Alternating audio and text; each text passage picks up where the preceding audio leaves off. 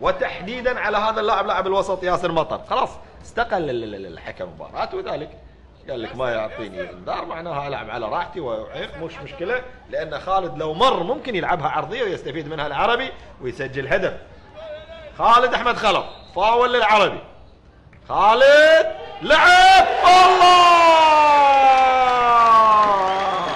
يا انه جول حلو، يا انه جول حلو، يعني شكله جاي من الركنيه، نعتبره جول. هو ما هي ركنيه، هي فاول، لكن من مكان غريب من الركنيه بيسقطها على المرمى عبد الباسط عبد الله.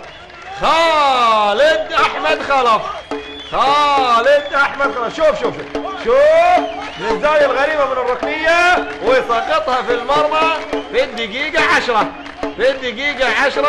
هدف حلو، هدف حلو، هدف الحقيقه لم يتوقعه الكثيرين ان يكون بهالصوره، لكن حارس المرمى لم يوفق في كرة خالد احمد خلف. شوف وكأنها جاية من ركنية لكن هي فاول وتسقط وين؟ خلف حارس المرمى. يتحمل مسؤوليته ايضا عبد الباسط عبد الله. شوف شوف متقدم ولم يتأكد من مكانه، وهدف حلو لخالد احمد خلف. شوف حلوة ملعوبة يا سلام، وجول ثاني للعربي.